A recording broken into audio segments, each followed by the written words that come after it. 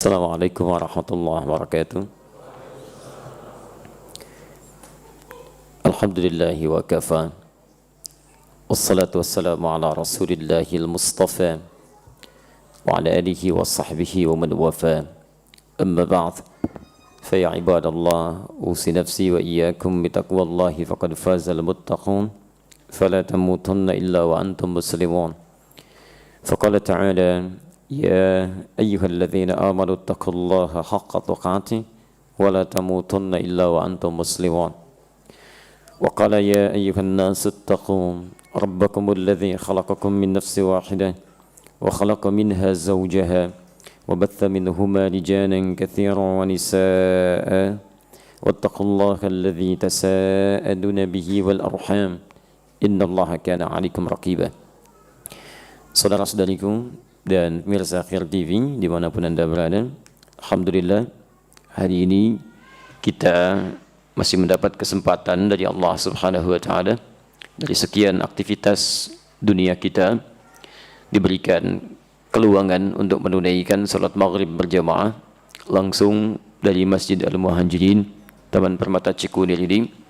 Kita bermohon pada Allah Subhanahu wa Ta'ala, semoga salat yang telah kita tunaikan juga saudara-saudari kita tunaikan dimanapun diterima oleh Allah Subhanahu wa Ta'ala dengan penerimaan terbaik insyaallah. Kita akan coba lanjutkan kajian kita di masjid ini yang sudah kita sepakati di dua pertemuan lalu untuk fokus membahas kitab karya Imam Al-Bukhari, dan ini kitab yang beliau khususkan dari kitab umum yang pernah beliau tulis yang populer disebut dengan Sahih Al-Bukhari. Sahih Al-Bukhari itu mulanya masih berupa bab yang sifatnya umum walaupun spesifik dalam bidang hadis. Karena itu beliau memberikan judulnya sesungguhnya bukan Sahih Al-Bukhari. Saya pernah sampaikan kepada antum, kalimatnya cukup panjang untuk dihadirkan, tapi esensinya memberikan jalan pada kita untuk memahami kandungan kitabnya. Al-Jami' As-Sahih Al-Musnad Al-Mukhtasar min umuri Rasulillah sallallahu alaihi wasallam wa sunanihi wa ayyamihi. Itulah nama kitabnya. Al-Jami', isi kitab saya masih luas. As-Sahih, isinya seluruhnya sahih. Al-Musnad bukan dari karya saya pribadi, tapi informasinya bersambung sampai ke Nabi sallallahu alaihi wasallam. Di isi kitab saya ini seluruhnya adalah informasi-informasi dari hadis-hadis Nabi sallallahu alaihi wasallam. Saya sudah teliti dan saya pastikan ini sahih. Al-Mukhtasar, isinya ringkas, tidak bertele-tele. Saya sebutkan ayat Al-Qur'annya, saya sebutkan turunan hadisnya. Min umuri Rasulullah sallallahu alaihi wasallam, di dalamnya terdapat aktivitas-aktivitas Rasulullah sallallahu alaihi wasallam, wa sunanihi, sunnah-sunnahnya, wa ayyamihi, dan kesehariannya. Maka dalam kitab itu ada 97 pembahasan. Ada 97 bab. Setiap babnya berisi hadis-hadis spesifik. Misal, bab pertama ada Kitabul Iman, pembahasan tentang iman, berisi 57 hadis. Jadi kalau teman-teman ingin misal memberikan solusi pada keadaan iman yang sering naik turun. Kadang ada pertanyaan, kenapa iman saya suka naik, kadang turun. Naik, kadang turun. Kalau naik, semangat ibadah. Kalau turun, muncul rasa malas. Bagaimana solusinya supaya naik dan dijaga supaya tidak turun? Maka antum keluarkan 57 hadis itu, pahami isinya, di situ ada bimbingannya. Ada Kitabul Ilmi, bab tentang bahasan bagaimana cara menuntut ilmu yang baik. Kenapa orang dulu kalau belajar cepat paham? Kenapa orang dulu kalau belajar ilmu bertambah, iman menguat? Kenapa orang dulu kalau belajar akhlak bisa berubah jadi lebih baik? Kenapa orang sekarang belajar sulit paham? Kenapa orang sekarang belajar ilmu bertambah, iman tidak? Kenapa orang sekarang bisa belajar ilmu tambah, iman tambah, akhlak rendah?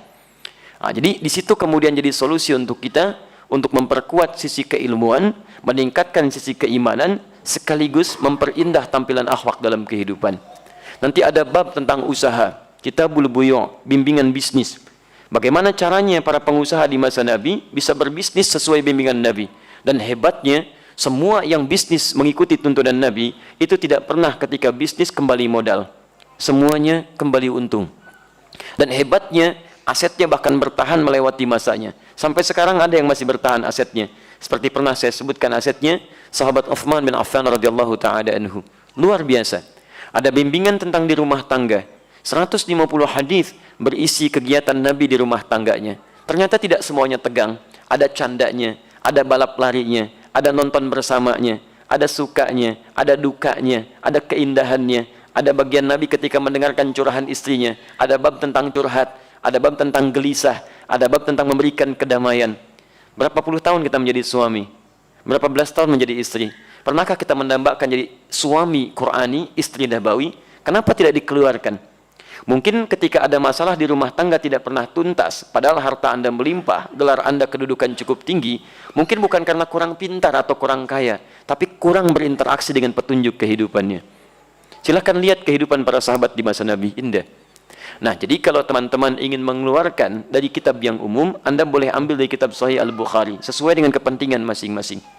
Di antara sekian yang dikhususkan oleh Imam Al-Bukhari, seperti pernah saya jelaskan di pertemuan yang lalu, beliau mengkhususkan satu kitab khusus dari rangkaian hadis-hadis yang pernah beliau kumpulkan, terkhusus yang tercantum dalam kitab sahihnya, atau juga tambahan dari kumpulan hadis yang lain, hanya membahas perihal tentang melahirkan adab dan akhlak dalam kehidupan. Disendirikan oleh beliau kitab itu, dalam bahasa Arab disendirikan, disebut dengan infirad. Kalau kita ingin sebutkan orang yang disebut dengan munfarid. Kalau kita khususkan kesendiriannya disebut dengan mufrad. Bahasan tentang adab etika disebut dengan adab. Maka diberi namalah kitabnya Al-Adabul Mufrad. Kitab saya ini saya khususkan menyendiri membahas tentang pelajaran-pelajaran terkait dengan etika, adab, tuntunan moral dalam kehidupan. Bagaimana kalau jadi anak yang baik dalam kehidupan. Kalau jadi suami, suami yang baik. Istri-istri yang mulia. Warga masyarakat, warga yang baik. Mudah-mudahan dengan belajar kitab ini, sebagai pribadi kita jadi baik, dan sebagai bagian dari masyarakat sosial, kita pun menjadi bagian yang terbaik, insya Allah. Nah, teman-teman sekalian, hari ini kita akan mulai bagian pembahasannya, dan muqaddimahnya sudah kami sampaikan dalam edisi yang lalu. Anda yang kiranya belum bisa mengikuti, silahkan tersambung dengan Akhir TV. Insya Allah saya punya keyakinan itu masih ada rekamannya, karena saat itu pun diliput langsung oleh Akhir TV. Baik, bismillah, kita mulai pelajaran kita. Silahkan niatkan ikhlas karena Allah Subhanahu wa Ta'ala, dan dengan keikhlasan itu Allah mudah tanamkan pengetahuan dalam diri kita, meningkat keimanan kita, dan mudah kita untuk mengamalkan. Kuncinya 3 ya. Kalau antum belajar dengan ustadz manapun, terlebih dengan saya, tidak meningkat satu di antara 3 ini, maka coba dievaluasi lagi. 1, pengetahuan bertambah. 2, iman menguat. Jadi ketika antum belajar, pelajaran itu bukan hanya sekedar menambah pengetahuan, tapi membuat Anda lebih dekat dengan Allah ketika itu diamalkan.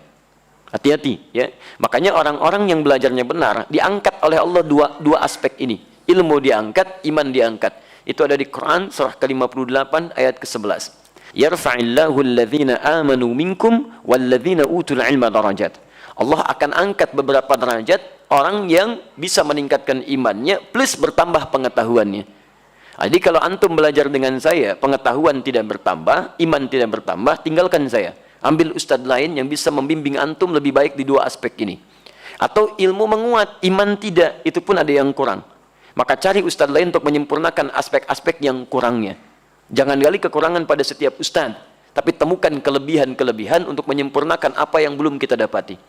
Yang ketiga, tidak ada faedahnya ilmu, iman menguat kalau tidak diamalkan dalam kehidupan. Maka aspek yang ketiga itu adalah amalan. Ya, mudah bagi kita untuk mengamalkannya. Antum mendapatkan kajian, bagus retorikanya, iman seakan menguat, tapi begitu akan mengamalkan, susah antum bergerak.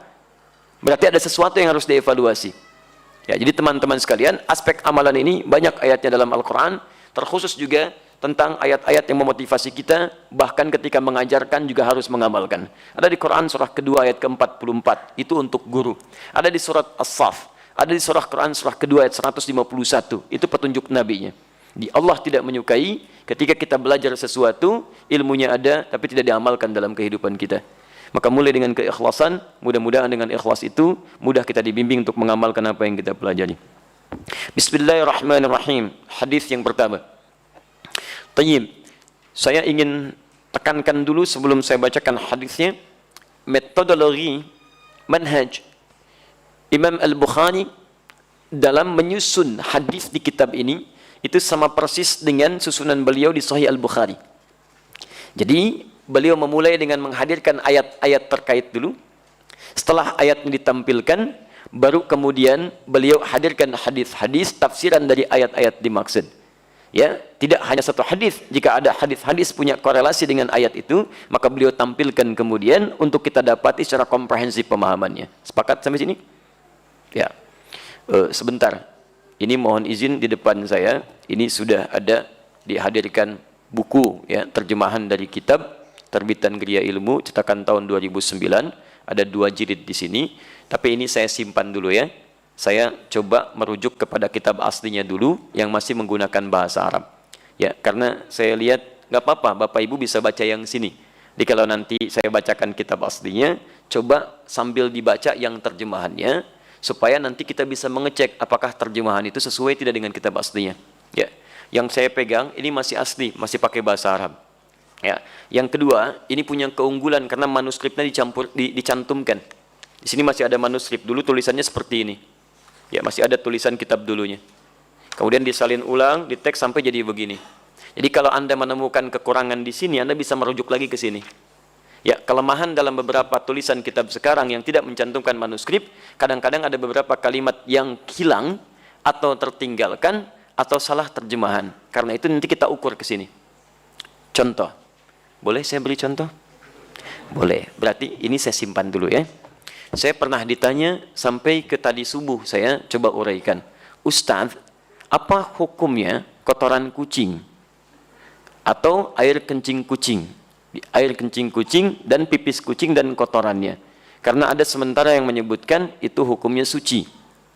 Baik, kami sampaikan, saya belum menemukan siapa yang menyebutkan itu suci. Karena hadis-hadis yang menyebutkan tentang kucing tidak menyebutkan kotorannya yang suci. Bukan pipisnya, tapi air liurnya. Ya, hadisnya benar yang disebutkan, tapi cara memahami hadisnya keliru. Apa sebabnya? 2 hal. Pertama, hadisnya tidak dibaca dengan ilmu hadisnya. Dalam ilmu hadis ketika akan membaca hadis, selain melihat bahasa hadis, juga melihat asbabul wurudnya. Sebab kenapa hadis itu muncul. Antum lacak lagi tentang hadis kucing itu yang sekarang marak dibincangkan, itu setidaknya ada di Abu Daud nomor hadis 75. Di An-Nasai nomor hadis 68, di At-Tirmidzi nomor hadis 92. Ketika disebutkan seluruhnya, itu merujuk pada sahabat Qatadah radhiyallahu taala anhu. Gimana kisahnya? Kisahnya ketika beliau berkunjung ke rumah anaknya, kemudian akan berwudu, menantunya melihat akan berwudu, air yang digunakan dijilat oleh kucing sebelumnya. Begitu dijilat, tetap air wudu itu digunakan oleh beliau. Menantunya bengong. Kata beliau, kenapa engkau bengong seperti itu? Maka dijelaskanlah oleh beliau, keluarlah kalimat itu. Innaha laisat binajasin wa hiya minat tawafina alaikum. Saya pernah mendengar Rasulullah SAW pernah bersabda, ya, air liur kucing itu tidak najis. Yang disebut air liurnya, bukan kotorannya. Itu tidak najis. Karena kucing itu hewan-hewan yang sering hadir di sekitaran kita. Baik, dari mana tahu itu menunjuk pada air liur? Baca hadis 76-nya di riwayat Abu Daud. Ya, di situ ada riwayat dari Sayyidah Aisyah radhiyallahu taala anha menyebutkan, karena Rasulullah sallallahu alaihi wasallam di riwayatnya raaitu Rasulullah sallallahu alaihi wasallam, saya pernah melihat Rasulullah sallallahu alaihi wasallam yatawaddau bifadli. Beliau pernah berwudu menggunakan air yang pernah dijilat oleh kucing. Jadi berbicara tentang air liurnya, bukan berbicara tentang kotorannya. Sekaligus ingin membedakan air liur kucing dengan air liur anjing. Kalau air liur kucing menjilat bijana atau menyentuh bijana, maka tidak perlu dibasuh karena suci nilainya. Boleh antum gunakan airnya. Tapi kalau anjing yang menjilatnya, maka baru dibasuh dengan 7 basuhan, salah satu menggunakan tanah. Itu maksudnya. Dan semua mazhab di sini sepakat.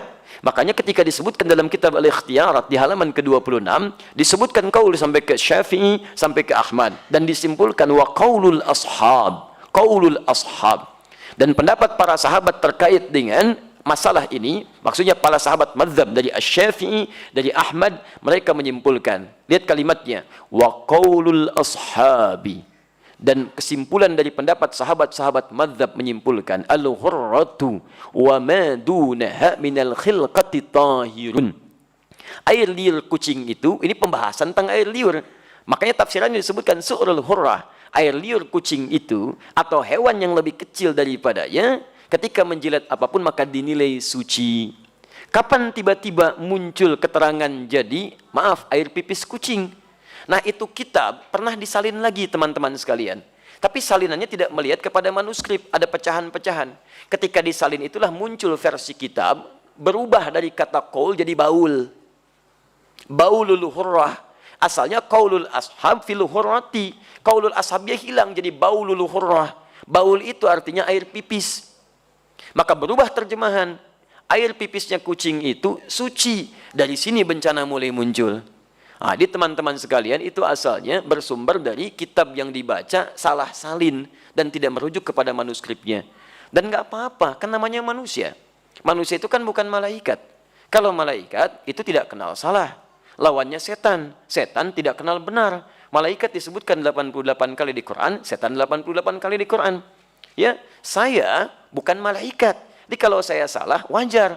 Artinya saya manusia. Antum bukan setan. Ya, jadi kalau antum maaf ya ada pernah berbuat salah, wajar. Karena setan tidak pernah kenal benar. Di teman-teman sekalian, kalau ada orang berbuat khilaf, jangan diungkap khilafnya. Cukup kemudian kita koreksi dengan cara yang baik dan tidak perlu kemudian dibesar-besarkan sehingga menjadi aib. Kadang-kadang kebenaran dan kebaikannya lebih banyak dibandingkan dengan kekurangannya. Di situ kita bisa bersikap, kata Al-Quran surah kelima ayat ke-8 paling kanan di pertengahan. Ingat baik-baik. Jangan sampai rasa tidak suka kita pada seseorang atau suatu kaum membuat kita berlaku tidak adil. Wala yajrimannakum syana'anu qaumin ala alla ta'dilu. I'dilu huwa aqrabu littaqwa. Jadi kalau antum tidak suka pada seseorang, jangan sampai bersikap tidak adil. Pasti orang itu punya kebaikannya. Karena antipati nanti kebaikannya semua ditinggalkan. Itu tidak baik. Jelas ya? Persis kejadian yang sama. Pernah dengar hadis ini? Awal Ramadan wa rahmah. Awsatuhu maghfirah. Wa akhiruhu itkum minan nar. Awal Ramadan itu rahmat. Pertengahannya maghfirah. Akhirnya pembebas dari neraka. Pernah dengar hadis itu? Pernah. Bahkan setiap Ramadan dimunculkan. Padahal status hadisnya itu matruk. Matruk itu derajat nomor 2 paling buruk dalam hadis. Yang ditinggalkan. Karena di dalamnya ada seorang perawi yang tertuduh seringkali mengarang-arang cerita atau berdusta. Sehingga tidak bisa dibedakan mana hadis, mana karangan. Yang seperti itu ditinggalkan hadisnya. Kenapa kemudian jadi muncul marak? Sama kisahnya. Itu kan ada di Sahih Ibnu Khuzaimah asalnya. Ada di Sahih Ibnu Khuzaimah diriwayatkan, disambungkan pada Salman Al-Farisi.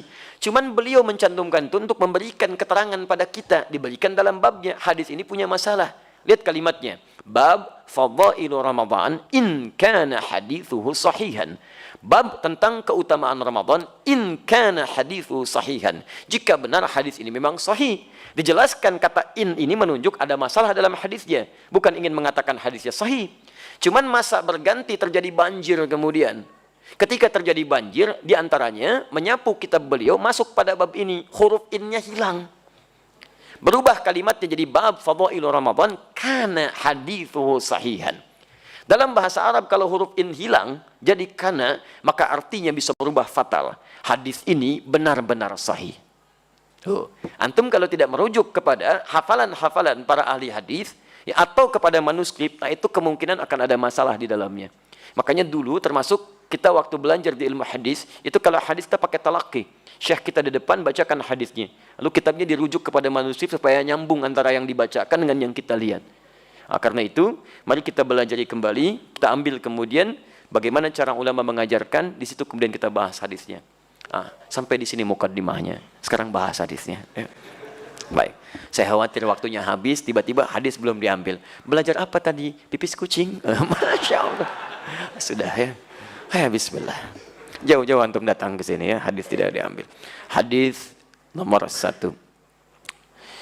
Bismillah.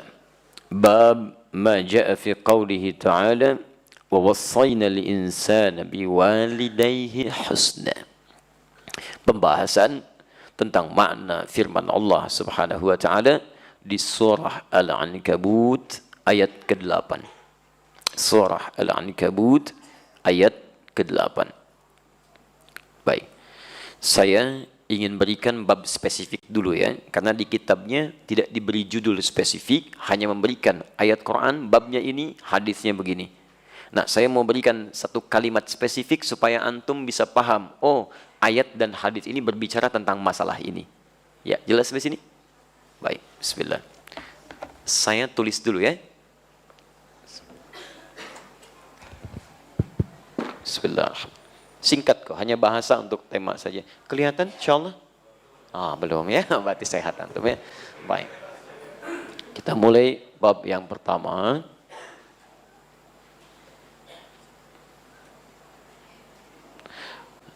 Boleh kita berikan satu tema dengan bakti anak. Ya. Pada orang tua.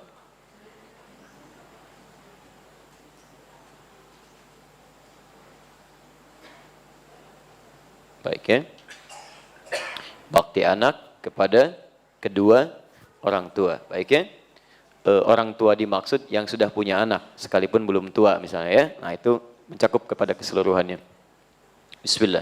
Ini pembahasan pertama kita ambil Al-Quran surah ke-29 Al-Ankabut ayat 8. Tolong catat atau bisa masukkan catatan ini karena di kitabnya tidak disebutkan. Saya turunkan ayat-ayat Al-Qur'annya, baru kita masuk ke hadisnya. Kaitan dengan ini, ayat-ayat serupa ada di Al-Quran surah ke-31 ayat ke-14 sampai ayat 15, paling kiri sebelah atas.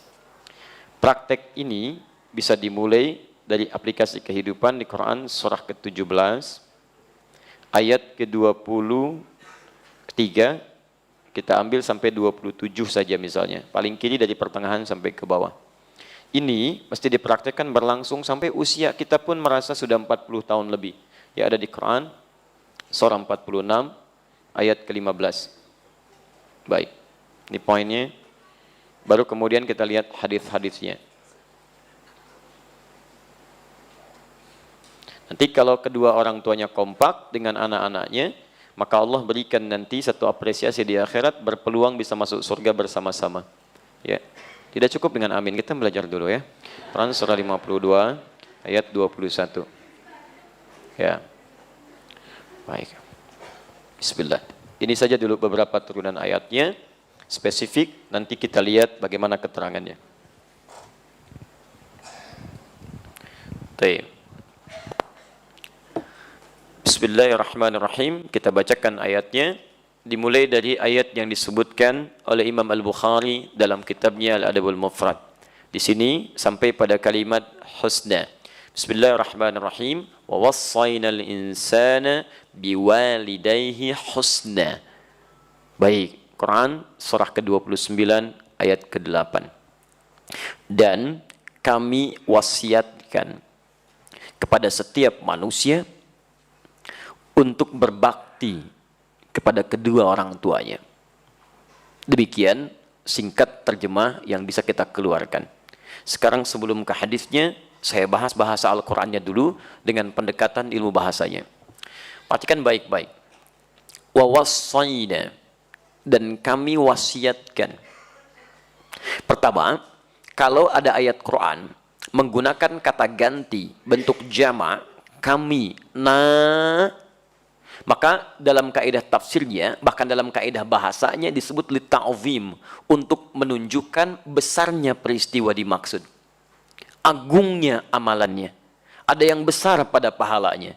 Jadi kalau ada informasi-informasi yang penting, dianggap agung, dianggap besar dan melimpah pahalanya, itu umumnya orang-orang Arab dalam sigot mereka menggunakan dhamir nahnu.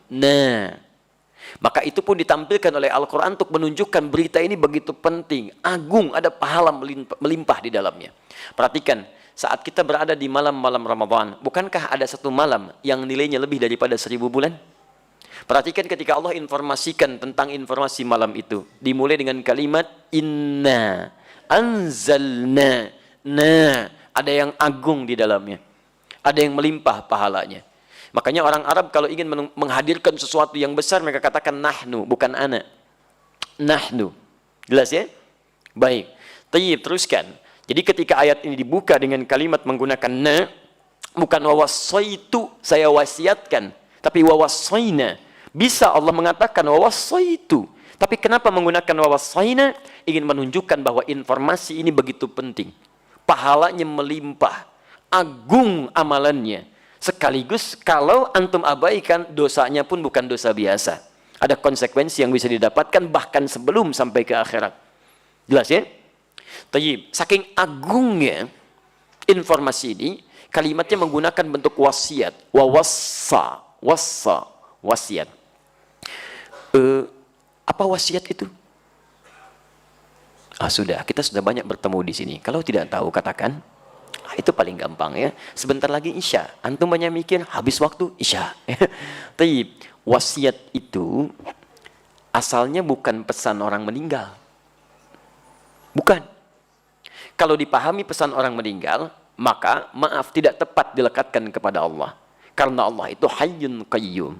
Awas hati-hati. Hayyun la yamut. Maha hidup, tidak akan pernah tiada. Abadi sifatnya. Ya, karena itu, kalau antum gali kembali dalam bahasa Arab, kata wasiat asalnya bukan pesan orang meninggal, tapi pesan yang begitu kuat. Ya, jadi kalau orang Arab ingin mengungkapkan pesan yang sangat kuat, yang harus kita pegang, harus kita praktikkan, maka mereka menggunakan kata wasiat. Imma ausa atau wassa. Bisa ausa atau wassa. Kenapa orang meninggal pesannya disebut wasiat? Karena biasanya ketika orang dalam keadaan sakaratul maut mau meninggal memberikan pesan, pesannya cepat dipegang kuat dibandingkan dia dalam keadaan sehatnya. Coba lihat, begitu orang tua memberikan pesan, nah, sholat ya, ya ma, Masya Allah. Tapi ketika infusnya sudah terpasang, oksigennya sudah ada 3 tabung di sampingnya. Dalam keadaan terengap nafasnya berkata, nah, sholat ya nanti, iya ma, iya ma. Pesan itu begitu kuat sampai ke jiwa. Kenapa begitu melekat kuat? Bukan karena dia mau meninggalnya, tapi pesan yang disebutkan oleh orang dalam keadaan yang sakit atau dalam keadaan sekarat lebih cepat melekat kuat pada yang mendengar dibandingkan dalam keadaan biasa dan sehatnya. Paham? Itu asalnya. Jadi kalau misalnya antum memberi wasiat, bukan berarti antum mau meninggal. Pesannya kuat. Wal 'as innal insana lafi illa alladhina amanu wa amilus solihat. Kemudian wa tawasau bil haq, dan saling mewasiatkan dalam al-haq. Al-haq itu kebenaran yang ditetapkan oleh Allah. Kalau kebenaran dalam urusan kehidupan kita disebut sidqun. Sidqun itu ma yahtamilul kadzib was-sidqi. Sesuatu yang berpotensi dipandang benar atau salah. Jadi kalau dalam pandangan kita, kenapa disebut dengan sidqun? Karena yang menurut kita benar, menurut orang lain belum tentu. Menurut kita ini yang bagus, menurut orang lain belum tentu. Menurut saya biru cakep. Menurut antum, merah yang bagus. Menurut saya, putih yang bagus. Menurut antum, hitam yang bagus. Daripada bingung, saya pakai putih, luarnya hitam. Kan? Itu paling gampang. Ya, itu tidak mudah. Dalam rumah tangga juga begitu. Ibu ingin datang ke pengajian, tanya suami. Ajukan 2 pertanyaan. Pak, ini mama ada mau pakai baju. Ada biru, ada hijau. Mana yang bagus? Kata papa, biru bagus. Kata mama, kayaknya hijau deh. Tuh. Nanya, tapi sudah punya jawaban. Hebat. Mending kalau dipakai. Begitu keluar, kuning. Ya. Jadi apa yang baik menurut kita, belum tentu bagi yang lain. Tapi kalau sudah menggunakan kata al-haq, maka tidak ada pilihan. Pasti benar. Karena itu dalam bahasa Arab, termasuk dalam Al-Quran, kalimat al-haq tidak pernah dilekatkan kecuali hanya pada Allah subhanahu wa ta'ala. Al-haqqu min rabbika fala takunanna minal mumtarin. Karena itu kalau Allah sudah menetapkan hukum, antum jangan banyak mikir. Itu yang terbaik. Antum banyak mikir, habis waktu antum, ujung-ujungnya ke situ juga. Cuman bolak-balik aja, capek antum. Demi Allah saya katakan capek, ujung-ujungnya ke situ juga. Kata Allah warisan 2:1, kerjakan. Kata Allah laki-laki pasangan perempuan, kerjakan. Kata Allah A, B, C, kerjakan. Jangan banyak difikirkan, kerjakan dulu, hikmah datang. Antum banyak mikir, ujung-ujungnya ditinggalkan. Jelas ya? Maka dari itu, ketika kita akan berbagi pesan yang kuat, kalimatnya menggunakan hak dengan wasiat. Jelas? Jadi kita sudah ambil satu kata wa wassaynal insan, menggunakan kalimat wassa, artinya pesan ini begitu kuat. Menggunakan kalimat na, artinya ada informasi yang penting di dalamnya, saking pentingnya pahalanya bisa banyak. Konsekuensinya, maaf, jika ada kalimat dalam Al-Quran menggunakan penekanan yang kuat, sifatnya penting, kemudian diabaikan, maka dosanya pun tidak seperti dosa pada umumnya. Bisa berganda. Nanti kita lihat turunan hadisnya supaya tidak mengambil opini pribadi. Jelas sampai sini? Tayyib. Teruskan, baru satu kalimat. Al-insan, menggunakan alif lam, dan yang dipilih insan. Saya pernah sampaikan juga di tempat ini, saya bacakan dengan cepat bahwa manusia disebut dengan 5 nama. Umumnya. Kadang bashar disebutkan 35 kali dalam Al-Quran. Surah ke-18 ayat 110. Qul innama ana basyarum mithlukum. Contoh. Kadang ins disebutkan 18 kali di Quran bersanding dengan jin. Ya ma'syaral jinni wal ins. Wa ma khalaqtal jinna wal ins. Kadang-kadang menggunakan Bani Adam disebutkan 7 kali dalam Al-Quran. Ya Quran surah 7 ayat 31. Ya Bani Adam khudhu zinatakum 'inda kulli masjid. Kadang-kadang menggunakan nas 241 kali disebutkan dalam Al-Quran. Surah paling favorit, surah ke-114. Qul a'udzu birabbin nas. Nah, ada yang menggunakan insan 65 kali disebutkan dalam Al-Quran, di 63 ayat berbeda, di 43 surah yang tidak sama. Bahkan ada surahnya, surah Al-Insan, surah ke-76. Hal ata 'alal insan. Kalau disebutkan insan, itu selalu umumnya menggunakan alif lam. Alif lamnya menunjuk istighraq. Istighraq. Apa itu istighraq? Istighraq itu artinya huruf yang menunjukkan makna yang luas, komprehensif, tanpa batas. Jadi, kalau ada satu huruf dimasuki alif lam, dan fungsi alif lamnya bukan ma'rifah, menunjuk khusus, tapi istighraq, tapi bermakna komprehensif, itu artinya alif lam itu menunjuk semua jenis yang tercakup dalam katanya.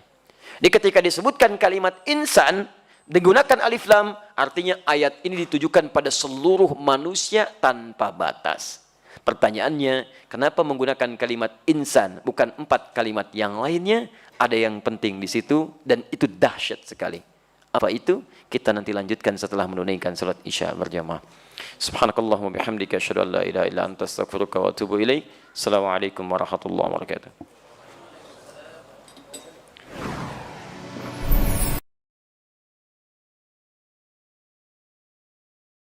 Alhamdulillah, wassalatu wassalamu ala rasulillah wa ala alihi wa sahbihi wa man wala wa ba'd.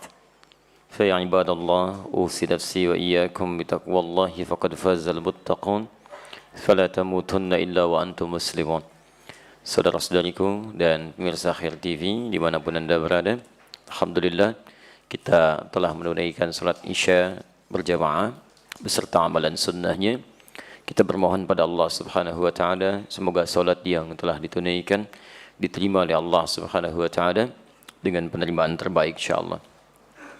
Kita lanjutkan bab pertama dalam kajian kitab Al-Adabul Mufrad, berbicara tentang bakti anak kepada kedua orang tua. Bab ini dibuka oleh Imam Al-Bukhari dengan menghadirkan Quran surah ke-29 Al-Ankabut ayat ke-8 yang turunan-turunan ayatnya kami sudah tuliskan tadi saat kita memasuki sesi pertama dalam kajian. Kita tengah menggali ayat di Al-Ankabut ayat 8 ini sampai ke kalimat insan. Kesimpulan yang kita dapati, kalimat wasaina menunjukkan bahwa informasi yang disampaikan begitu penting dan kuat, agung nilainya, besar pahalanya. Al-insan memberikan kesan bahwa informasi ini berlaku bagi seluruh manusia. Dan kata insan dalam bahasa Arab tidak disebutkan kecuali menunjuk pada personal manusia dengan totalitas aktivitasnya. Artinya, perintah yang akan disampaikan ini itu tidak bisa diwakilkan, berlaku untuk setiap kita. Tak peduli siapa antum, mau laki-laki, mau perempuan, besar, kecil, tua, muda, perintah ini berlaku untuk kita tanpa bisa diwakilkan.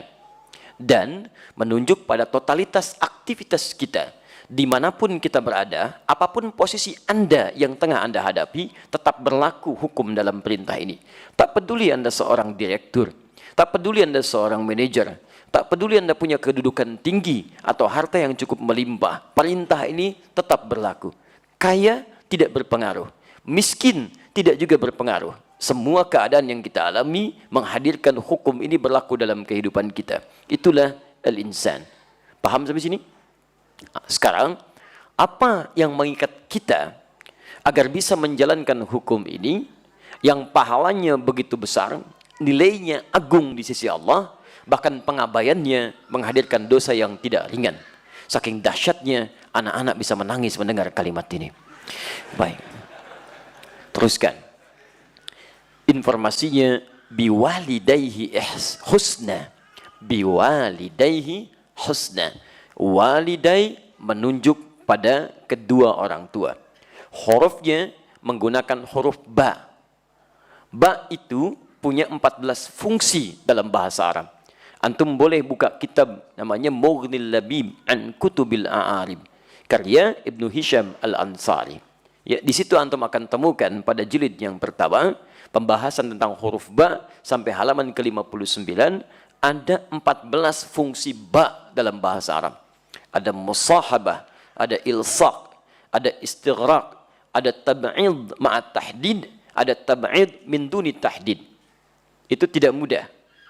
Awas, antum harus pahami fungsi ini sesuai dengan konteksnya. Bismillah itu ada ba-nya, Bismillahirrahmanirrahim. Apa fungsi ba di situ? Antum tahu fungsi ba aja, maka antum akan dekat dengan Allah Subhanahu wa taala dalam kalimat itu, di ayat yang dimaksudkan. Huruf ba di ayat wudhu, Quran surah kelima ayat ke-6, paling kiri sebelah atas, ketika mengatakan wamsahu biru'usikum.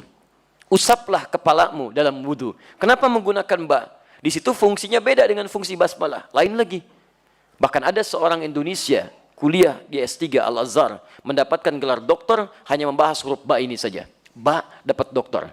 Ayo silahkan antum. Masih ada huruf ta, huruf tha, ya jim sampai dengan ya. Terbuka peluang bagi kita semua itu. Baik. Teruskan. Nah, ba di sini biwalidayhi. Ba-nya bukan sekedar berfungsi lisak atau musahabah, bukan juga tab'id, tapi menunjuk pada taukid. Awas, taukid. Taukid itu sesuatu yang ditegaskan. Rukumnya rekat, kuat. Diseakan-akan Allah ingin katakan lagi, sudah menggunakan na, sudah menggunakan wasa, pakai ba lagi. Ya, hati-hati. Bisa Allah menggunakan lam, wasainal insana liwalidayhi. Tapi pasangan wasa pakai ba. Ba itu lebih tegas, kuat. Seperti contoh ayat ini misalnya, di At-Tin. Alaihissallahu biahkamil hakimin. Dalam kalimat biasa bisa dikatakan begini, alaihissallahu ahkamal hakimin. Tapi ketika menggunakan ba, itu untuk penegasan. Hei, hanya Allah hakim yang paling adil. Hanya Allah, nggak ada yang lain. Nabi bisa berkata ketika dikatakan iqra, baca. Nabi mengatakan ma qara'tu, saya nggak bisa baca. Tapi kenapa Nabi menggunakan ba? Ma ana biqari, untuk menegaskan saya benar-benar nggak bisa baca. Jangan paksa saya nggak bisa baca. Saya nggak bisa baca. Sampai dipeluk oleh malaikat dikatakan iqra bismi rabbikal ladzi khalaq. Hei, baca atas nama Rabbmu. Bukan karena kamu nggak pernah punya guru yang mengajarkan. Bukan kamu karena nggak pernah sekolah. Bacakan karena Rabbmu yang menciptakan kamu saja begitu mudah. Apalagi menjadikan kamu paham tentang bacaan. Ketika semua dikerjakan karena Allah, maka yang sulit itu akan semakin mudah. Itu kuncinya. Nah, ba dalam kalimat walidayhi ini, itu menunjukkan aspek taukid. Seakan Allah ingin mengatakan, hei, saya tegaskan ya, saya berikan pesan yang kuat. Ada pahala yang melimpah, pesan yang agung. Bagi orang tua, saya tegaskan betul, tingkatkan baktimu kepada keduanya. Kalimatnya menggunakan ba, seakan-akan ada yang penting di dalamnya dan tidak boleh kita abaikan. Saking pentingnya menggunakan ba itu, fungsi keduanya lisak, lekat, dekat. Bakti pada orang tua itu disandingkan dengan ketaatan kepada Allah. Silakan antum cek. Sal, Quran, surah ke-17, ayat 23. Ketika Allah menyebutkan sembah Allah, ibadah kepada Allah, langsung setelahnya bakti pada orang tua. Wa qadha rabbuka, Quran surah 17 ayat 23, paling kiri di pertengahan. Wa qadha rabbuka alla ta'budu illa iyyahu, pakai ba, wa bil walidaini ihsana. Silahkan cek. Dan kami telah tetapkan, Rabbu yang menetapkan. Kalau Allah sudah menetapkan, gak ada perubahan di dalamnya. Apa kuasa antum untuk merubahnya? Allah tetapkan, gak ada yang bisa rubah. Kata Allah, Rabbmu telah menetapkan, alla ta'budu illa iyyah. Jangan sampai engkau ibadah, menyembah kecuali hanya kepada Allah saja, enggak ada yang lain. Dah, itu sudah ketetapan. Awas, kalau Anda berusaha merubah ketetapan Allah, jadi masalah. Ketetapan manusia saja dirubah pakai proses, dan itu tidak mudah. Bahkan tidak sedikit yang kecewa ketika dirubah. Tapi Allah ketika menetapkan, mustahil kita bisa merubahnya. Nah, kata Allah, tidak ada yang layak diibadahi, disembah, kecuali saya, kata Allah. Setelah mengatakan sembah saya, lihat kalimatnya. Wabil walidaini ihsana. Menggunakan ba disandingkan dengan penyembahan kepada Allah. Kata para ulama tafsir, berbakti kepada orang tua kenapa diletakkan setelah menyembah Allah Subhanahu wa taala? Seakan-akan menegaskan tingginya kedudukan bakti kepada kedua orang tua sampai urutannya disandingkan setelah menyembah Allah Subhanahu wa taala. Jelas di sini? Nanti kita akan lihat tafsiran hadis-hadisnya di antara urutan-urutan yang dimaksudkan. Di antum, kalau menghilang bakti, abai bakti pada kedua orang tua, itu bukan sekedar melahirkan dosa. Maaf, seakan-akan antum akan langsung berurusan dengan Allah Subhanahu wa taala. Nanti kita lihat penjelasan Nabi sallallahu alaihi wasallam. Paham sampai sini? Baik. Kalimat terakhir. Husna. Husna. Turunan katanya sifatnya bisa hasanah. Sifat ibadahnya disebut dengan ihsan.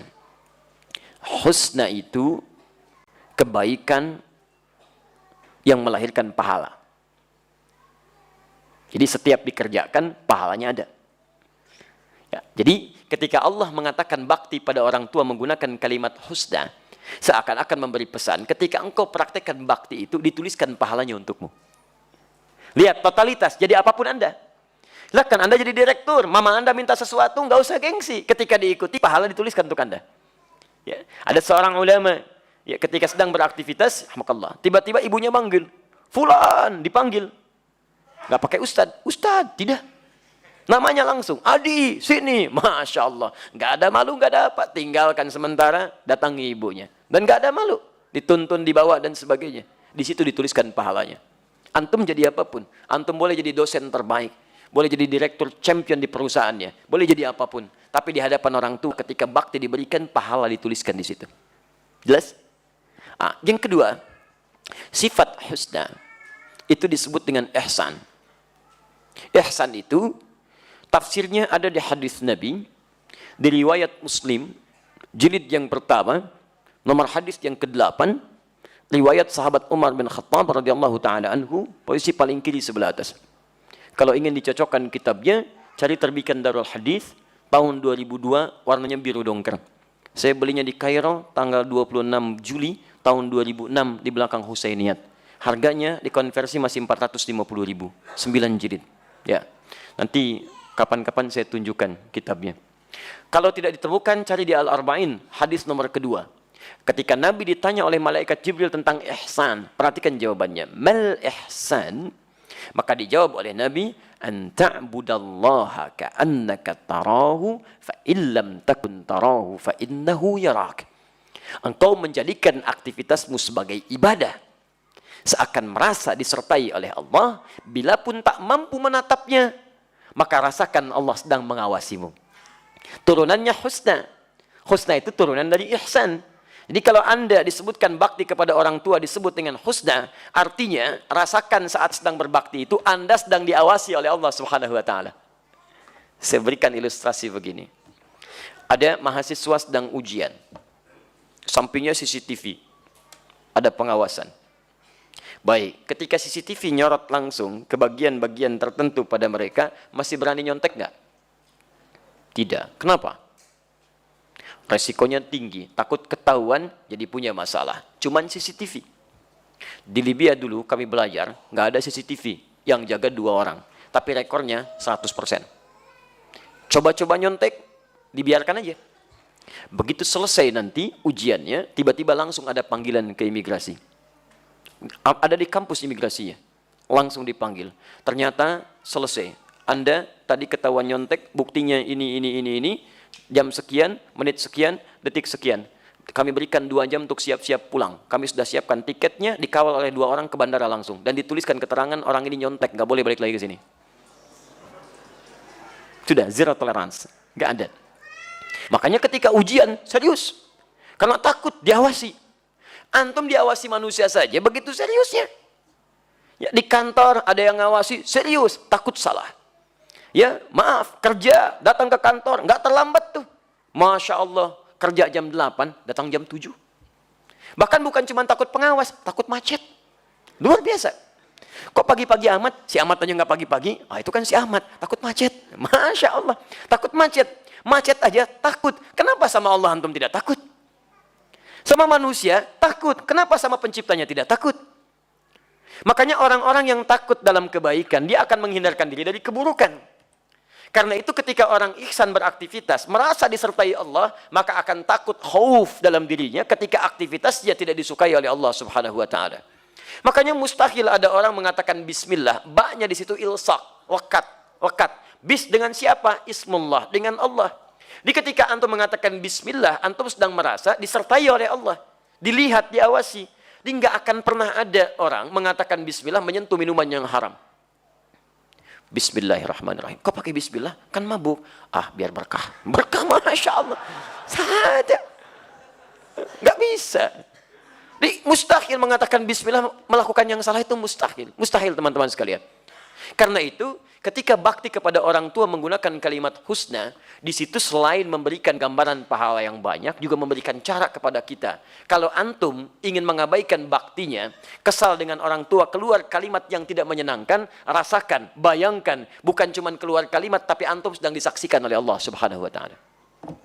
Apa tidak malu berkata kotor disaksikan oleh Allah? Antum marah saja, kelihatan orang lain, antum simpen-simpen. Antum berkata yang kotor saja, atau melihat yang tidak baik, kelihatan oleh orang lain, antum tutup-tutup. Maka kenapa ketika antum berkata yang kotor dan Allah saksikan tidak malu dengannya? Karena itu, teman-teman sekalian, maka ketika ada situasi yang kurang menyenangkan hubungan dengan orang tua, maka nanti kita akan lihat bagaimana ayat Al-Quran dan hadis memberikan jalan. Salah satunya, minimal, malulah terhadap Allah. Karena kita bukan hanya berhadapan dengan orang tua, tapi juga disaksikan oleh Rabb yang menciptakan kita semua. Jelas di sini? Maka kesimpulan pertama, bakti pada orang tua menghadirkan pahala yang begitu besar. Mudah-mudahan sampai nanti pada hadisnya, ya. Nanti saya berikan kisi-kisi. Pahalanya tidak hanya melimpah saat di akhirat, tapi diberikan bonusnya saat di dunia. Jadi kalau antum punya bakti tinggi pada orang tua, itu Allah akan berikan juga balasan-balasan dunia yang tidak ditangguhkan sampai ke akhirat. Akhirat pahalanya, bonusnya diberikan di dunia. 2, bakti pada orang tua sekaligus menjadi gambaran ketaatan hamba kepada Allah Subhanahu wa taala. Jadi kalau antum rajin sholat, tapi bermasalah dengan orang tua, dengan cara yang tidak benar, ini menunjukkan antum pun kurang taat di hadapan Allah Subhanahu wa ta'ala. 3, bakti pada orang tua dikuatkan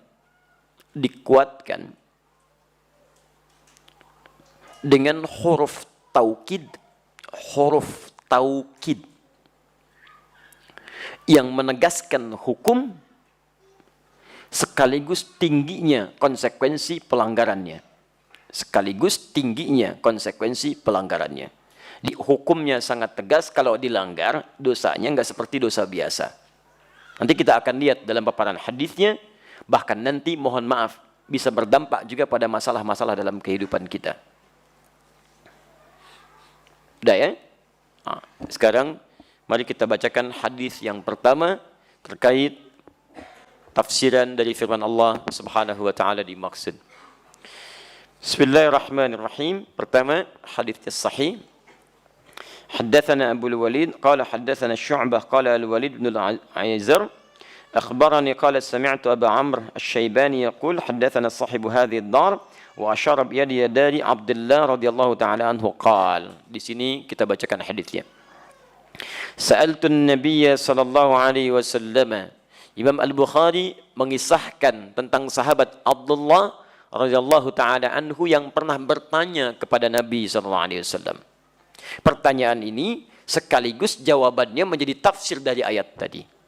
Baik, mari kita lihat ayyul amali ahabbu ilallahi subhanahu wa ta'ala. Seorang sahabat bertanya kepada Nabi sallallahu alaihi wasallam, ayyul amali ahabbu ilallahi subhanahu wa ta'ala. Amal apa yang paling dicintai oleh Allah subhanahu wa ta'ala? Ini luar biasa dahsyat ya. Saya tuliskan dulu ya. Baik. Dan saya ingatkan, apa yang saya tuliskan terkadang tidak tercantum di kitab. Ya, jadi antum kalau ada yang penting cepat antum tuliskan, karena nanti kadang-kadang saya tidak minta dihapus pun bisa dihapus itu, ya. Dan semoga Allah mengampuni dosa orang yang menghapus yang tidak saya mintakan menghapus. Baik, bismillah. Yang ini tidak apa-apa ya. Jazakallah khair. Pemirsa, Mas Asikin ya. Turunkan. 1. Amal apa yang paling dicintai Allah?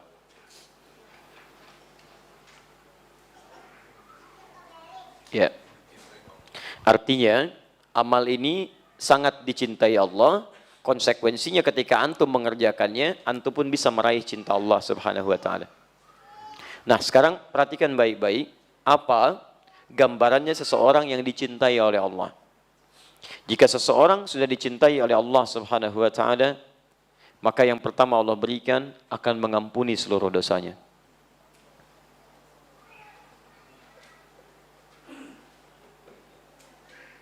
Ampunan dosa. Dalil yang ditemukan di Quran surah ketiga Ali Imran ayat 31, paling kiri sebelah atas.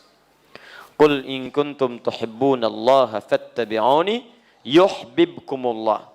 Katakan Muhammad, jika kalian serius mencintai aku, ikuti aku, ikuti sunnah petunjuk Nabi sallallahu alaihi wasallam. Poinnya, lihat, yuhibbukumullah, maka Allah akan cintai kalian. Cintai. Nah, ketika Allah mencintai seorang hamba, apa yang diberikan? Wa yaghfir lakum dzunubakum. Yaghfir dzunub. Ya. Dzunub itu jamak dari kata dzambun. Kalau dzambun itu baru sedikit. Tetap dosa. Tetap dosa. Cuman dosanya tidak sebanyak yang ini bentuk jamak. Ya, Allah menurunkan kalimat dzambun misal di Quran surah Ghafir, surah ke-40. Kan?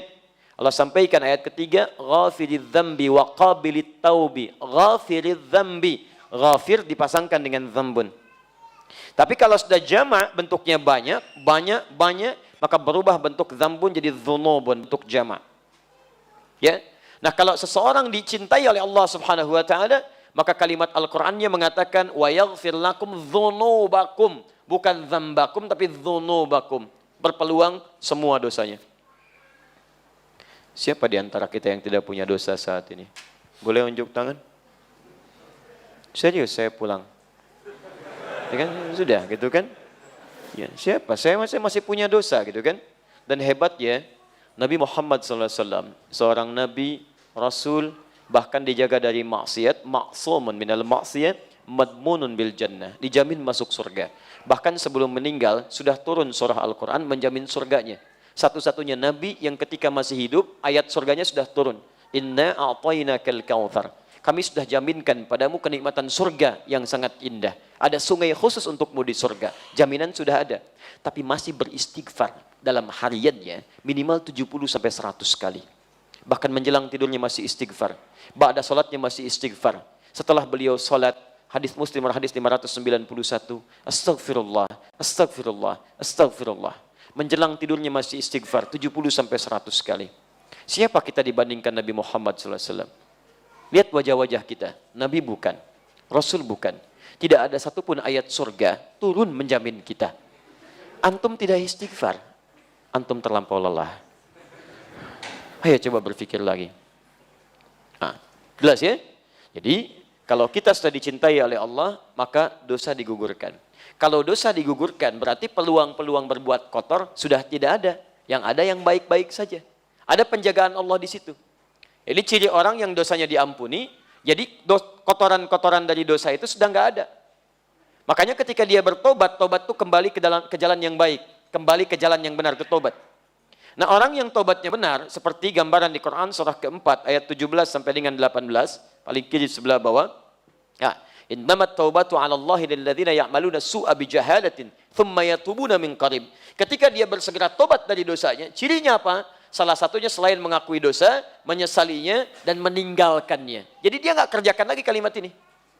Maaf, pernah misalnya berbuat gibah, gosip misalnya, membicarakan keburukan orang. Kemudian dia tobat. Nah, ciri tobatnya yang diterima adalah ketika dia bisa meninggalkan perbuatan ini. Allah mengampuni dosa ininya, maka hilang dia. Maka lisannya tidak bisa berbicara yang tidak baik lagi. Yang muncul yang baik-baik. Makanya kalau orang diampuni dosanya oleh Allah, masih hidup dia di dunia, orang ini akan dijaga dari perbuatan yang tidak baik. Baik. Katanya baik, sampai ke ujung kakinya. Gosip, hilang. Selesai. Saya tidak, Ustaz. Alhamdulillah. Alhamdulillah. Tidak seperti akhi yang itu tuh. Ah, sama. Belum diampuni. Baik. Jelas ya? Jadi sahabat ini ketika bertanya, saya penting teruskan karena di sini tidak ada syarah demikian. Maksud saya, kalau antum mengamalkan apa yang dijawab oleh Nabi di sini, tidak sekedar amalan antum melimpah pahala, tapi berpeluang menggugurkan dosa-dosa dalam kehidupan kita. Jelas? Apa saja amalan yang dicintai oleh Allah, yang dengan itu berpeluang dosa kita pun digugurkan oleh Allah Subhanahu wa taala. Baik. Satu, beliau mengatakan, awas, fokus baik-baik ya. Kita amalkan setelah mendengar kalimat-kalimat ini. Pertama, as-salatu ala waqtiha. As-salatu ala waqtiha. Salat tepat pada waktunya. Salat tepat pada waktunya. Tolong fokus baik-baik ya. Ini bagian terpenting yang saya sampaikan. Saking pentingnya, baterai aja hampir habis tuh. Ya. Ini boleh muncul lagi. Bismillah. Bismillah. Kedengaran suara saya? Alhamdulillah. Satu, as-salatu ada waktiha. Baik. Kalau ada waktu, sesuatu kata menunjuk pada waktu, kemudian waktu ini menunjukkan pada penunaiannya tepat pada waktunya, di saat diperintahkan, maka kalimatnya menggunakan ala. Ala itu sesuatu yang dimiliki, tapi menunjuk bukan kepada kepemilikan benda. Ya, semacam waktu dan sebagainya. Tapi kalau menunjuk pada benda, kalimatnya menggunakan lam. Misal, al-qalam li. Ini spidol punya saya. Ya, al-bait li, rumah itu punya saya. Kadang disingkat lamnya dibuang menjadi i, baiti, rumah saya. Qalami, pulpen saya. Kitab, buku saya. Kitabi, baik. Zauj, suami saya. Zauji, gampang. Gampang, teman-teman sekalian, mudah. Ab, bapak saya. Abi, ibu saya. Ummi, gampang ya. Baik, barang nggak dipakai, bekas. Baik, yang nggak dipakai, itu ya, itu ngarang. Misal. Ya, itu kadang-kadang ya suka muncul. Kayak gitulah ya, halaman luar teras, halaman luar saya, itu ngaco ya. Udah sini, fokus, baik-baik. Maksud saya, ketika waktu menggunakan kata ala, ini menunjukkan tepat pada masanya. Di amal yang paling dicintai oleh Allah, yang pertama, sholat, artikan tepat pada waktunya. Ala berarti tepat. Bisa. Besok subuh jam berapa? 4.15, 4.10, ayo berapa lagi? Baik. Yuk diskusi dengan teman, tanya kawan, call a friend, ayo. Baik, 4 berapa? Gak apa-apa, beda, tidak ada masalah. Ini menunjukkan antum datang dari daerah yang berbeda-beda. Betul, kalau sama Bekasi 4.10, sekarang naik 4.11 untuk hari ini. Tadi menyebutkan 4.15, berarti bukan daerah sini, Masya Allah. Betul, saya bersyukur kepada Allah, antum diberikan keringanan langkah. Dari sekian manusia yang hidup, antum yang digerakkan ke sini. Padahal saya yang ngundang enggak, DKM juga ngundang enggak, siapa yang menggerakkan langkah antum? Kalau antum sudah digerakkan, mustahil kalau bukan oleh Allah. Kalau antum digerakkan oleh Allah, dihadirkan di sini, duduk di sini, untuk dirubah menjadi lebih baik, dan antum belum tersentuh jadi berubah, antum perlu dikemanakan lagi. Ya, dan memang settingan jam kita beda ya. Kita ambil yang tengah-tengah lah. Misal, baik, saya ambil 4.15 yang tadi antum sebutkan. Adzan subuh 4.15. Berarti waktu sholat disampaikan telah tiba. Baik, jadi 4.15 itu waktu sholat. Waktu sholat, azan itu penanda waktu sholat tiba. Iqamat penanda waktu sholat akan dilangsungkan secara berjamaah. Di azan penanda waktu sholat tiba. Jadi kalau antum mendengar azan dalam situasi misalnya tertentu yang tidak memungkinkan ke masjid, misal sedang di perjalanan, sedang macam-macam, artinya waktu sholat itu tiba. Nah kalau dikatakan as-salatu ala waqtiha subuh 4.15, berarti waktu 4.15 ini adalah dimulainya apa? Pertanda waktu sholat tiba. Pertanda waktu sholat tiba. Artinya, kalau kemudian dipanggil 4.15, sholatnya ingin kita tunaikan, ya baik itu dimulai dengan sholat sunnahnya setelah adzan selesai, kemudian kita tunaikan sholat fardunya, maka mohon maaf, kisarannya tidak akan jauh dari sini. Jadi begitu adzan berkumandang, maksudnya antum sudah siap sholat, bukan baru bangun. Itu maksudnya. Jadi kalau adzan subuh 4.15 akan disukai oleh Allah, sholat tepat pada waktunya, maksudnya begitu dipanggil, antum siap sholat. Bukan Allahu Akbar, Allahu Akbar. Hati-hati ya, ini bagian yang pertama, 4.15. Jadi kalau 4.15 dipanggil, antum mesti bangun dari sebelumnya. Kalau tidak tahajud berarti jam 4 antum sudah bangun, itu kan? Siap-siap. Coba antum biasakan penyesuaian untuk kesadar sepenuhnya itu kira-kira berapa menit. Dicek gitu kan? Kadang-kadang kan kondisinya beda-beda. Walaupun kemarin pun saya tegaskan, kadang-kadang alarm disettingkan 3 kali untuk mendapatkan 4.15, ya. Jam 3 lewat 40, 3 lewat 50, ya, jam 4 lewat 00. Kan begini. Ini untuk mematikan alarm yang kedua, alarm kedua matikan alarm ketiga, alarm ketiga siap-siaplah ya sebelum adzan. Itu. Sekarang kalau kita ingin mengecek di mana tingkatan kita, layakkah kita mendapat ampunan Allah? Antum ini memohon kepada Allah, ampuni dosa saya Allah, ampuni dosa saya Allah. Lalu Allah beri jalan untuk mengampuni dosa antum. Kenapa antum nggak ambil? Jalannya apa? Nih, buru waktu sholat, tunaikan tepat pada waktunya. Dia orang-orang yang terbiasa datang tepat pada waktunya, direspon tepat waktu, respon tepat waktu. Semakin dia melekat dengan Allah, kedekatannya tergabung, maka disitulah kemudian hubungan kedekatan itu melahirkan perhatian Allah yang lebih kepadanya. Ya. Makanya rumus doa pun itu diikat dengan seberapa cepat kita merespon ya panggilan-panggilan dari Allah Subhanahu wa taala. Kan saya ajarkan kemarin dalam sesi Al-Qur'an Sunnah Solution. Quran surah kedua ayat 186. Di jawaban doa itu juga diikat dengan seberapa cepat kita merespon ketentuan Allah. Wa idza sa'alaka ibadi, Quran surah kedua ayat 186, paling kiri sebelah bawah. Wa idza sa'alaka ibadi anni fa inni qarib. Kalau hambaku bertanya padamu Muhammad tentang aku, sampaikan kepadanya, enggak perlu dicari, aku dekat. Memberi harapan secara psikologis. Ujibu da'watad da'i idza da'an. Aku akan jawab setiap doa hambaku yang dimohonkan kepadaku. Di sifat doa itu, kalau dipanjatkan, itu sifatnya dikabulkan. Di sesungguhnya Allah itu enggak pernah tidak mengabulkan doa. Sifatnya selalu dikabulkan, dikabulkan.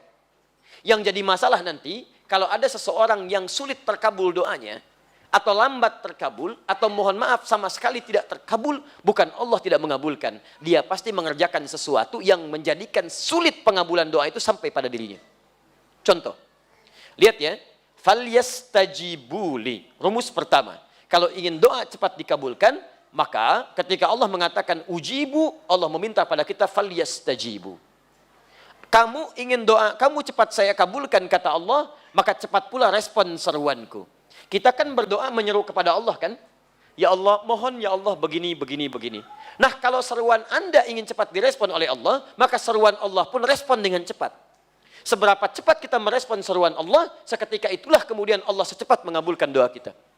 Jadi kalau antum dipanggil subuh 4.15, Allahu Akbar, saat dipanggil antum pun sudah siap merespon seruan Allah, maka seketika itulah sifat Allah diberikan jawaban kepada antum. Saat antum memohon, dikabulkan pada saat itu. Kalau memang permintaan antum sesuai dengan yang dibutuhkan. Karena Allah hanya mengabulkan apa yang dibutuhkan, bukan apa yang diinginkan. Kadang-kadang agak terlambat sampai antum siap menerimanya. Kadang-kadang diganti dengan yang lebih baik yang antum butuhkan, bukan apa yang antum inginkan. Tapi tetap dijawab oleh Allah Subhanahu wa taala. Antum melambat-lambatkan, seketika jawaban pun datang lambat.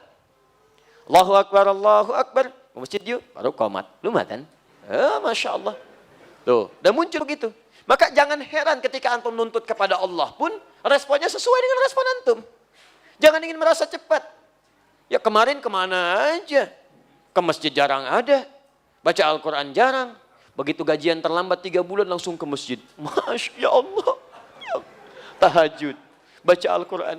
Kurang apa lagi saya bermohon kepadamu? Kurang banyak.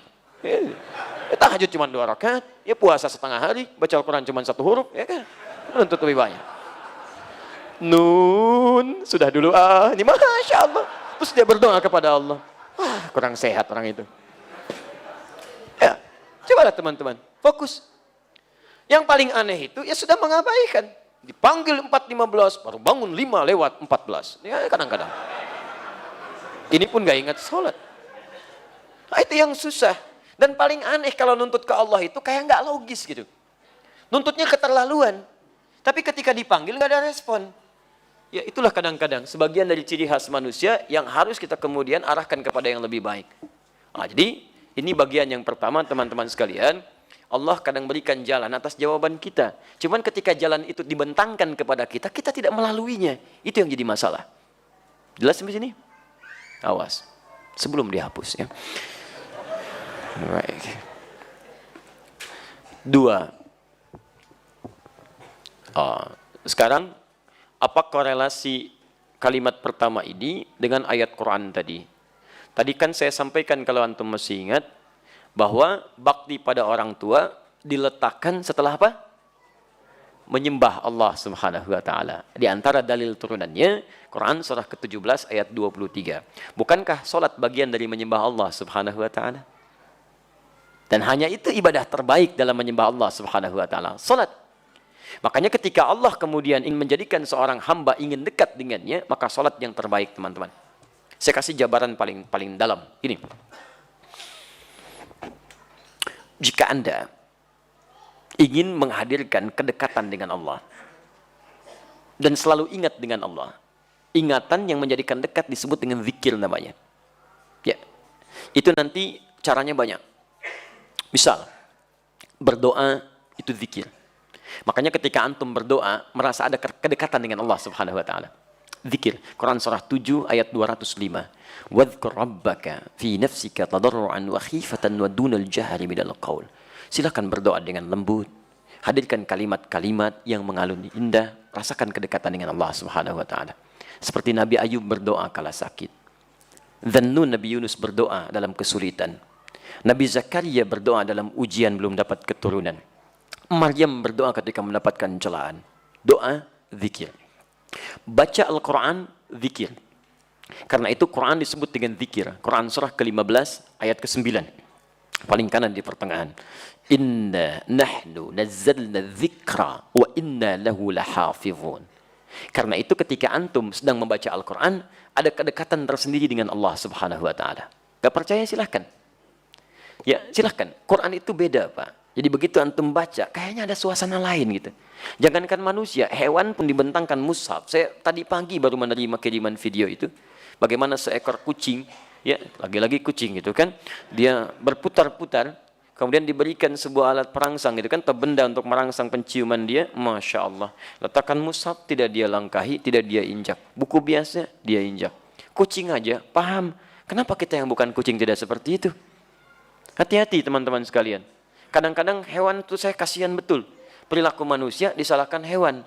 Antum yang punya masalah, yang malu antum. Kenapa kucing disalahkan? Malu-malu kucing. Yang keliaran malam-malam perempuan, yang disalahkan kupu-kupu. Coba cek. Yang punya masalah laki-laki, yang kena buaya. Tuh. Begitu makin majalah, yang kena kelinci. Kan aneh. Yang korupsi, manusia yang kena tikus. Bahkan ketika kesalahan itu diungkapkan, yang disalahkan kambing. Yang hitam lagi. Kita tuh banyak gak adilnya, Giliran korban hewan yang dipotong, kan?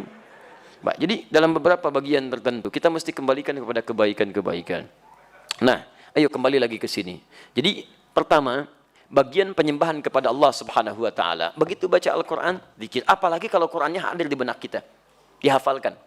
Makanya penghafal Qur'an yang baik itu kedekatan dengan Allahnya lebih terjaga. Karena itulah penghafal Quran 4 kali levelnya dinaikkan oleh Allah dibanding pembaca. Quran surah ke-54, 4 kali. Ayat 17, ayat 22, ayat 32, ayat 40. 17, 22, 32, 40. Walaqad yassarnal Qur'ana lidzikri. Menghafal Quran disebut dengan zikir. Jadi kalau antum menghafal Quran, tapi tidak menjadikan antum dekat dengan Allah, salah cara antum menghafal. Salah antum. Menghafal Quran itu lain kalau benar. Lisannya hati-hati, karena takut kalau bicara Allah nggak ridha dengan lisannya. Pandangannya mulai hati-hati, langkahnya mulai hati-hati. Anak antum disekolahkan di ma'had tahfidz Al-Quran. Pulang dari situ hafalan 30 juz, tapi akhlak gak berubah. Ada yang salah cara dia menghafal itu. Ada yang keliru. Ya, di Libya pernah ada Zlitin, saya itu Masya Allah. Kalau ingat Libya itu negeri Quran, itu nomor 2 di dunia setelah Palestina. Penduduk 5 juta, sejutanya sudah 30 juz. Sisanya 15 juz, 10 juz dan sebagainya. Saya pernah talaqi langsung pada Syekh Ali di Suqslatha. Begitu sedang talaqi begini, tiba-tiba datang seorang anak perempuan kecil, lucu, cantik dan luar biasa, bawa selang. Anak itu dengan polos berkata, usia 3-4 tahun lah. Syekh, idribini. Hah? Syekh, tolong pukul saya dengan selang ini. Pikir, kenapa ini? Apa kata anak ini? Lihat baik-baik. 5 kata Syekh kami dengan tersenyum. Kata anak ini, nesit, saya lupa. Pikir anak ini ada sumbatan di kepalanya. Tolong pukul dengan selang supaya hilang sumbatannya, lancar hafalan Qurannya. Teman-teman, itu dulu diwariskan jadi budaya tuh di Libya itu menghafal Quran. Jadi kalau anak usia remaja nggak hafal Quran, dia aib, nggak punya teman tuh. Saking inginnya dekat dengan Allah. Dari kecil orang tua yang mengatakan, tolong didik anak saya jadi hafal Quran. Tolong didik. Tolong didik. Ya, makanya luar biasa. Jadi antum kalau nggak percaya silahkan. Antum hafalin deh malam ini ya. Mulai menghafal satu surah yang belum antum hafalkan.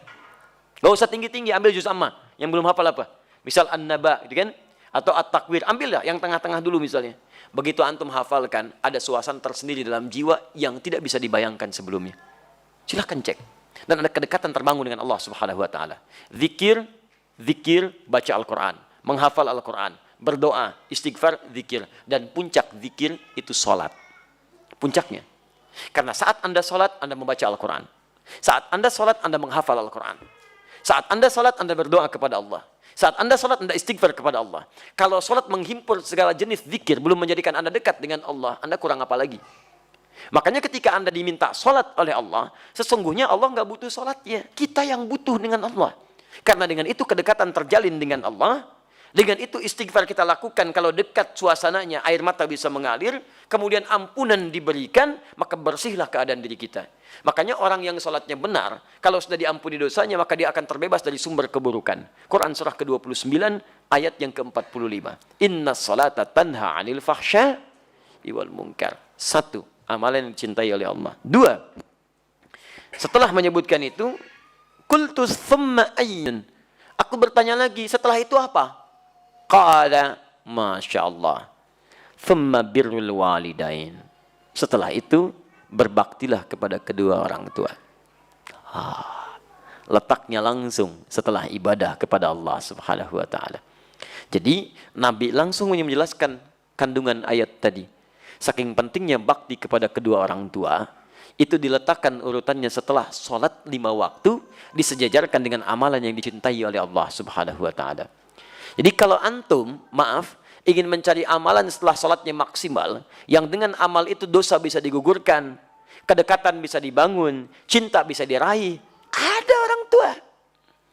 Makanya mumpung masih ada, ayo manfaatkan. Barangkali Allah titipkan kepada antum, bukan ingin membuat antum lelah. Barangkali ingin mengurangi, bahkan menghilangkan dosa-dosa yang melekat dalam diri antum. Ingin menghadirkan cinta Allah kepada antum. Ingin memudahkan aktivitas yang antum sedang jalani. Saya sering katakan begini ya. Maaf ya.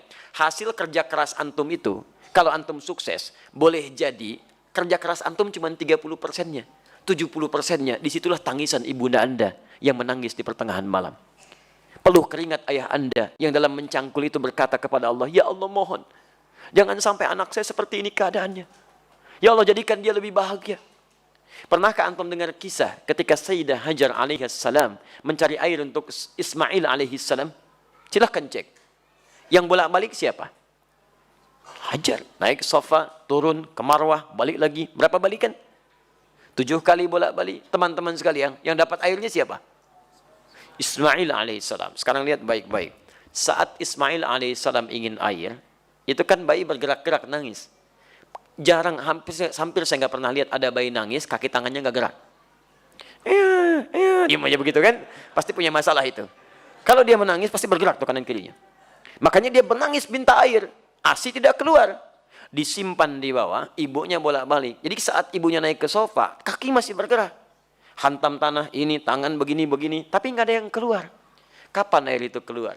Ketika ibunya bertawakal kepada Allah. Lihat lagi bermohon kepada Allah. Rabbighfir warham wa'fu wa takaram innaka antal azul akram. Ya Allah, enggak mungkin kau titipkan ya Allah ujian ini kecuali engkau berikan jalan keluarnya. Ya Allah, hamba sangat yakin dengan karuniamu. Ya Allah, hamba mohon. Ya Allah, hamba mohon. Sofa berpikir dengan cara yang bening. Marwah mengharapkan hasil terindah, harapan besar yang ingin diraih. Bolak-balik 7 kali. Begitu sampai 7 balikan, turunlah kemudian anugerah Allah di situ. Ikhtiar dibangun, kemudian hasil didapatkan. Kadang-kadang yang ikhtiar orang tua, yang dapat hasil anak. Makanya ibadahnya disebut dengan sa'i. Apa itu sa'i? Kalau tidak tahu, katakan. Allahu a'lam. Gampang. Apa itu sa'i? Sa'i itu asalnya bukan lari-lari kecil. Bukan. Sa'i itu dari kata sa'a yas'a. Kesungguhan dalam berusaha. Asalnya itu. Ya, asalnya kesungguhan dalam berusaha. Jadi kalau antum serius, dapat yang diraih. Quran surah ke-17 ayat 16 sampai 17, paling kiri sebelah atas. Allah menyebutkan orang yang berusaha serius, sa'a, disebutkan sa'a. Untuk urusan akhiratnya diberikan. Diberikan sepanjang dia serius dengan baik. Sa'a, yas'a, sa'yan. Sa'yan, usaha yang sungguh-sungguh. Kenapa ibadahnya disebut dengan sa'i? Karena pada saat itu ada orang yang sangat berusaha dengan serius. Ingin mencari air untuk anaknya. Ibu yang bolak-balik, anak yang dapat air. Begitu sampai pada yang ke-7, hamparan tangisan dan permohonannya menyentuh arsy, seketika turun malaikat. Menggerakkan sayapnya. Ya, menyertai telapak kaki Ismail ketika menghentak ke air, ke tanah. Tis, malaikat menghentakkan sayapnya, keluar air. Ibunya melihat, kata ibunya, zam. Apa itu zam? Bukan Allahu a'lam, ada artinya. Ada artinya. Baik, dan bukan Allahu a'lam artinya. Zam, artinya kumpul, jangan berhenti. Jangan berhenti. Kumpul, jangan berhenti. Kumpul, jangan berhenti. Karena itu disebut dengan zam. Sampai hari ini tidak berhenti. Bagaimana ketulusan seorang ibu dalam mendekat kepada Allah. Menghasilkan anugerah pada anak yang tidak berhenti keberkahannya.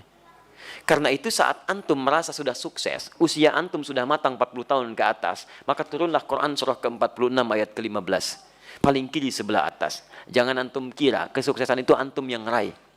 Lihat kalimatnya. Wassaynal insana biwalidayhi ihsana. Hamalathu ummuhu karha. Lihat. Kami wajibkan, wasiatkan, tegaskan kepada setiap anak bakti kepada kedua orang tuanya. Seakan-akan dia merasa diawasi oleh Allah Subhanahu wa taala. Ibu kamu sudah mengandung kamu dalam keadaan lemah luar biasa. Kemudian memberikan ASINya lemah luar biasa. Perjuangannya berat. Nah, ketika engkau sampai pada usia 40 tahun minimal, banyaklah berdoa kepada Allah. Lihat, antum usia 40 tahun, perhatikan bimbingan doanya dari Allah. Ya, perhatikan doanya.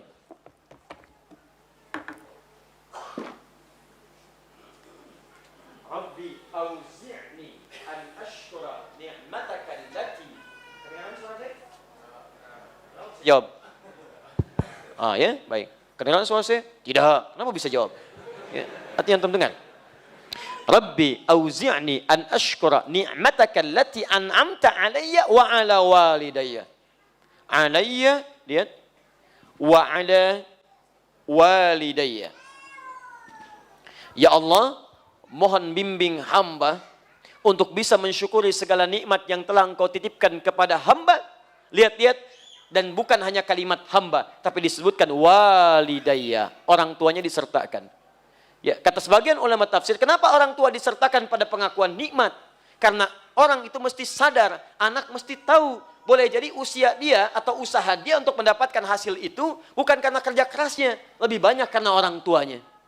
Mustahil teman-teman sekalian antum ujug-ujug mendapatkan sesuatu. Pasti ada kaitan dengan orang tua antum yang berdoa kepada antum, yang bermohon kepada Allah. Antum disekolahkan investasi orang tuanya, dicarikan guru yang spesial untuk mengajarkan antum, diberikan kasih sayang, makanan terbaik. Tiba-tiba antum katakan, ini semua karena saya. Tidak ada peran orang tua. Siapa antum? Maka jika semua diberikan, maaf, kandungan tidak pernah dilepaskan. Belum pernah saya dengar seorang ibu mengandung, tiba-tiba, mamah mau mandi dulu, sebentar ya. Enggak bisa. Kemana aja dibawa. 9 bulan 10 hari berjuang dengan lelahnya. Quran surah 7 ayat 189.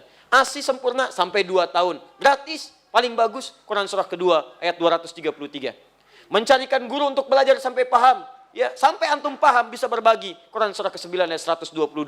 Menjadi dekat dengan Allah dalam belajar. Quran surah 58 ayat ke-11. Cari guru ngaji, ayo talaki, datang ke masjid. Carikan tempat, cari guru terbaik. Sampai doa, dilindungkan dari setan. Contoh Quran surah ke-3, 35 sampai 37. Semua ada perhatian. Tiba-tiba setelah dewasa, Masya Allah, minta sedikit saja. Antum katakan, kenapa? Dan hebatnya, orang tua nggak pernah minta. Nggak pernah minta, jarang umumnya minta. Ya, tapi kalau sudah ada sinyal, antum mesti paham. Itu yang kadang-kadang susah. Ya, mama, ya nggak apa-apa, pakai handphone begini juga nak. Yang penting bisa nelpon, maksudnya ganti handphonenya. Itu, ya. Baik, silahkan para orang tua setelah tayangan ini uji anaknya ya. Baik, baik. Papa Maya nggak apa-apa rumah begini juga. Langsung rumah, Masya Allah. Ya, isi dengan kebaikan-kebaikan. Jadi teman-teman sekalian, indah. Makanya lihat ya, itu ditempatkan setelah sholat tepat pada waktunya, bakti kepada kedua orang tua. Jadi berbahagialah antum kalau masih ada orang tua lengkap. Demi Allah saya katakan. Ya, saya ingin katakan pada antum, tolong jangan tunggu penyesalan di akhir. Karena kalau sudah tidak ada, nggak ada kesempatan untuk bisa mewujudkannya. Saya berusaha untuk menghadirkan bakti kepada keduanya. Tapi satu sudah tidak bisa didapati. Ya, saya 5 bersaudara. Saya anak keempat. Ayah saya mengajar satu musola. Sekarang menjadi masjid. Setiap yang dibawa, itu saya dalam taklim beliau. Saya masih ingat betul, kalau beliau mengajar, itu saya tidur. Ya, sekarang tertukar. Saya mengajar, beliau tertidur. Tapi yang paling menarik, dalam keadaan selesai mengajar pun, kalau pulang, saya nggak dibangunkan, Pak. Digendong oleh beliau. Sampai ke kamar tidur, dan disitulah kemudian dipastikan tidurnya nyaman. Kalau bangun kadang digoda. Dari mana taunya? Karena saya pernah pura-pura tidur. Untuk tahu apa yang ayah saya lakukan dalam keadaan saya demikian. Ternyata dijaga betul.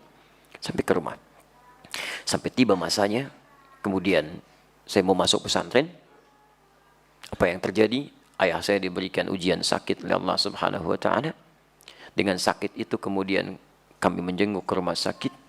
Ayah saya hanya memeluk, mengatakan, maafkan, saya tidak bisa mengantar. Maafkan, ayah tidak bisa mengantar. Saya peluk beliau, saya berangkat ke pesantren. Dan ternyata itulah akhir pertemuan kami. Saya pulang, kemudian sampai rumah sudah tidak punya kesempatan menatapnya. Ya, sudah dikuburkan, saya peluk ibunda saya temani beliau tidur, hanya melihat dalam mimpi, mengenakan kemeja biru muda, dan hanya kemudian memberikan isyarat senyuman. Itu akhir yang saya lihat dalam mimpi. Kini, saat kita punya sesuatu untuk berbagi, minimal memberikan kebahagiaan, orangnya sudah nggak ada. Saya betapa bahagia waktu membawa ibunda saya haji. Saya genggam tangannya dengan tangan kanan saya. Dalam sa'i saya berdoa kepada Allah, ya Allah mohon ganti kasih sayang ibu saya. Ini ibu saya bawa ya Allah. Saya mohon ya Allah, ampuni dosa saya ya Allah. Ampuni dosa ibu saya.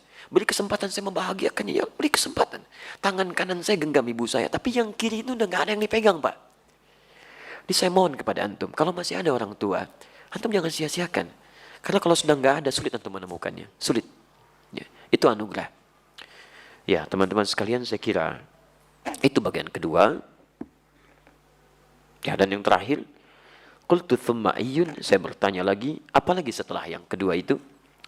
Kata Nabi, thummal jihadu fi sabilillah. Baru jihad fi sabilillah. Perhatikan, jihad fi sabilillah letaknya nomor 3. Nomor 3. Setelah bakti pada orang tua. Jadi bahkan nanti dalam kaidah nggak boleh antum mau jihad, orang tua tidak sepakat, antum maksa jihad, antum dosa. Dosa. Nanti kita lihat bab selanjutnya. Ada seorang ingin berjihad, orang tuanya ternyata belum mengizinkan dia berangkat. Dan sedih. Apa kata Nabi? Masya Allah. Kata Nabi, pulang kamu ke rumah. Buat dia tertawa seperti engkau membuatnya menangis. Buat dia tertawa seperti engkau membuatnya menangis. Saking tingginya nilai bakti pada orang tua, pahala antum diberikan di situ. Kadang antum nyanyi pahala keluar rumah, di dalam rumah ada sosok yang sangat dalam yang menghadirkan pahala kebaikan kita. Mungkin jalan surga antum bukan di luar, orang tua yang dititipkan kepada antum. Yang lain usia 60 tahun, yang lain 50 tahun. Kok orang tua antum 80 tahun hadir di samping antum? Kadang-kadang rasanya makin repot, makin repot. Ternyata di situ surganya ternyata. Dan itu jihad terpenting dibandingkan dengan keluar, dan urutannya nomor 3. Urutan nomor 3. Karena itu hadis ini dan ayat yang kita bahas ingin memberikan pesan yang dalam kepada kita semua, agar dalam setiap kesempatan mari kita tunjukkan bahwa tidak salah Allah amanahkan pada kita orang tua yang dengan itu titian surga kita bisa diraih. Teman-teman sekalian, saya kira itu hadis yang bisa kita ambil dalam kesempatan malam ini. Di kesimpulannya, hadis pertama mengajak kita untuk meningkatkan bakti kepada kedua orang tua. Dengan itu cinta Allah berpeluang diraih, ampunan bisa didapatkan, kemudahan nanti kita akan bahas, itu bisa cepat kemudian kita hasilkan, dan yang lebih hebat, ridha Allah terbentang di hadapan kita semua. Insya Allah turunan hadisnya kita akan bahas. Saya ingin pastikan dulu, jelas uraian saya? Antum paham insya Allah? Kami kira demikian. Subhanakallahumma bihamdika asyhadu an la ilaha illa anta astaghfiruka wa atubu ilaik. Wa akhiru da'wana alhamdulillahi rabbil alamin. Al-'afwu minkum. Assalamualaikum warahmatullahi wabarakatuh.